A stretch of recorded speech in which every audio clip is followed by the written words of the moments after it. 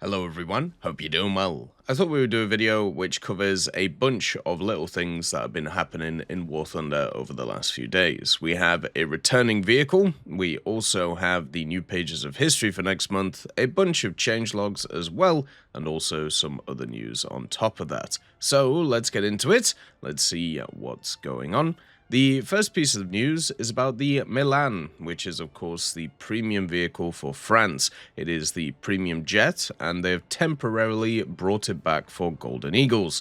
The Milan itself is having its anniversary of its first flight, so it's going to be here from the 27th of May until the 30th of May. So you'll be able to purchase it during that time at a discount. It's going to be 30% off, 6,363 Golden Eagles, and we'll do a mini review for you right now. So they brought the Milan back for a few days, and let's just be honest, okay? It's a bomb truck. That's all it is. There isn't really much else to it. It isn't like a very fancy vehicle. It isn't something which is kind of designed in a way to be anything others, but it is quite an efficient bomb truck. So if you want easy score, and if you want to kind of grind through the tech tree pretty easily for France, but also die over and over and over again, then the Milan can do this. Basically, what this is a Mirage 3. It's got the Snegma TAR 9K50 engine at 9.7, so it's a very fast vehicle at its BR, and also it has access to DEFAs. It also gets 2 AIM-9Bs, which is quite nice.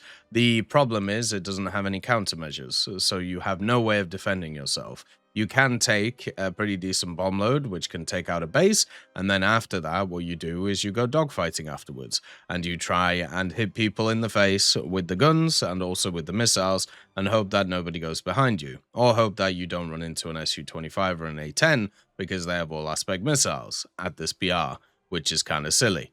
So that's pretty much all you do with this thing. It does have CCIP for the bombs, meaning that it can be quite useful to use. It does also have the rockets and cannon CCIP, so ground pounding can be quite easy as long as you know what you're doing. And then also at 9.7, at least when it comes to ground, you don't have a lineup really, apart from the CV90-35NL, which I suppose if you want to use that, and then also the VBCI, then sure, but it's definitely not the lineup to use. The one to use is the 1001 with the AMX40 and the Vextra right now, and the other stuff that you have at 10.0 is obviously these three, but I suppose the Milan could kind of fit in that too. So for me, if you like, high rewards, if you like just kind of going fast, hitting bases and not really worrying about anything, and getting certain dailies done, like bombing bases and also like wins or stuff like that, and you don't want to grind through a lot of the French air tree, then I suppose, you can pick up the Milan, but it's not going to be a pleasant experience. It's going to be one which you're probably going to start hating after a while. As somebody who's grinding out a lot of the French tech tree, rank 1 is generally pretty bad, apart from the H75s. Rank 2, the VG33 is pretty fun, and the Hellcat. The American planes are pretty good in the tech tree. The VB10s I enjoy, but a lot of people don't like. The Benelux stuff is quite easy to play. And then also in like the jet tiers now, they have a lot of American vehicles, which once again are a lot better than the standard French ones. You also have stuff like the F100, the Alpha Jet to kind of get you through it. And then the Milan is there, just as I said, as a bomb truck. So if you want to grind through the French tech trees to get to the fun jets, you can definitely use this thing. You just won't have a good time doing it. We also have the pages of history announced for June, and it is somebody who is pretty famous. It's Theodore Roosevelt III. Now, this is not the President Theodore Roosevelt that you may know, but the son of the president of the US. Now, this guy, Theodore Roosevelt III, fought in both world wars on the front lines, even becoming a brigadier general, and during the Normandy landings, he personally led his troops and was one of the first to land on Utah Beach. At the age of 56, he was the oldest member of the D-Day landing party. However, due to health problems and arthritis, he was forced to walk with a cane. Despite this, he carried out all of his tasks flawlessly, and for his heroism, he was awarded with the Medal of Honor. So he is going to be the kind of June pages of history, and obviously a very, very famous person when it comes to military history in the US. So you can get him as a profile picture. And also, at the same time, as a calendar, you have the Battle of Midway as one of the 8 parts that you have to complete for the page of history. You obviously have D-Day itself. And then after that, you have the Vyborg Petrazov... Sorry, I always say this wrong. Vyborg Petrozavodsk offensive, which is Eastern Front 1944.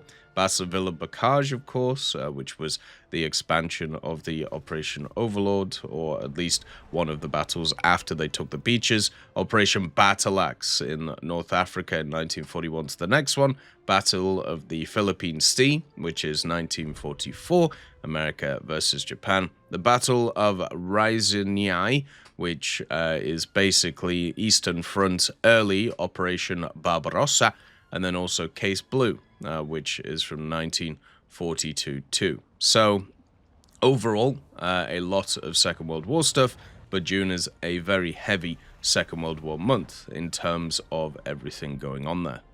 We also have a couple of changelogs, the first one being update 2.45.1.102. There was a bunch of little kind of changes here and there. First of all, for naval vessels, there was a bug where it was impossible to disable automatic repairs, fire extinguishing, and water pumping.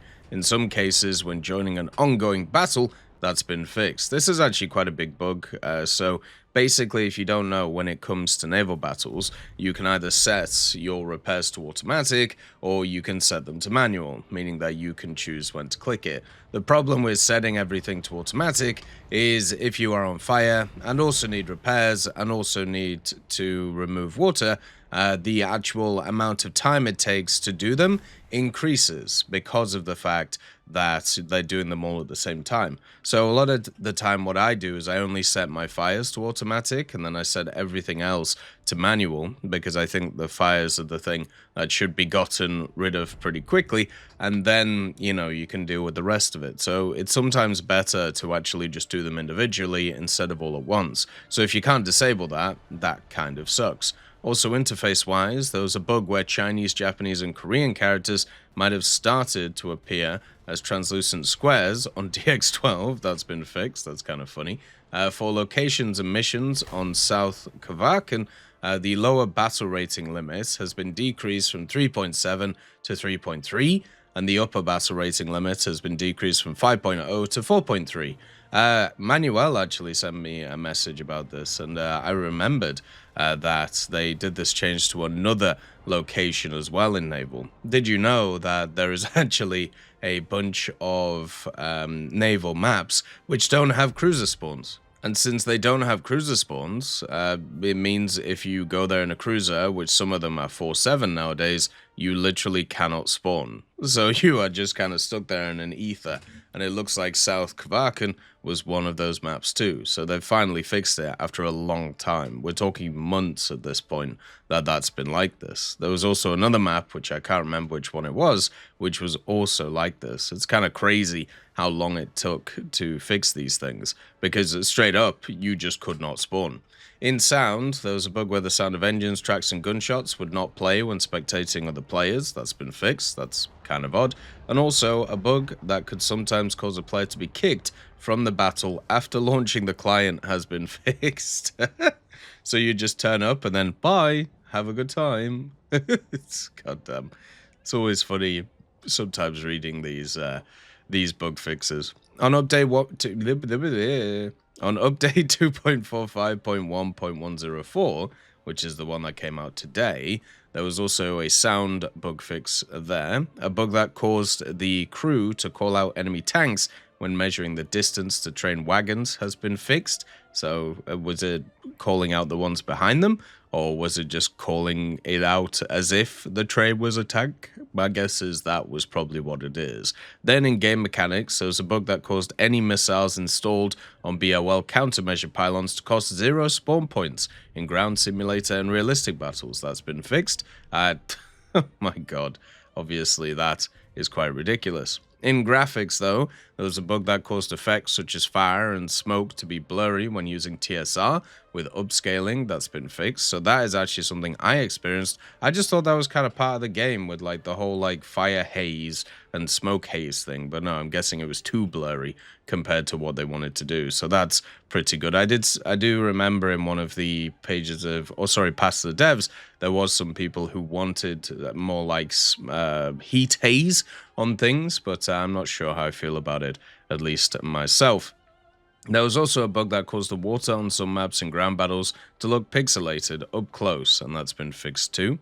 A bug also that caused traces of hits on tank turrets to move abruptly when rotating the turret has been fixed, and also for the MiG-27M and K, there was a bug that caused ground vehicles in the hood area to render in at distances much lower than any other directions has been fixed too, which is such an odd thing to happen, but here we are. War Thunder over the years has had many ridiculous bugs, and it looks like we have a bunch of very odd ones this time too. As always though, I hope you have a wonderful day, and I'll see you next time. I'd just like to thank GMG Smiley, CD Beans, Chieftain Mike, EMN3 Galaxy, Tulio Pontecorvo, Brendan Quinn, Carrion Crow, Gus Irenicus, Pyman, Wartinder, Teddy, Daniel Stanton, Martinez, B. Young, Ozzy Panzer, Alan Hacker, Liam Shear, Opium Prime, Lafouche, Sem, Aslan, Uncle Bean, and Derek R. for supporting the channel.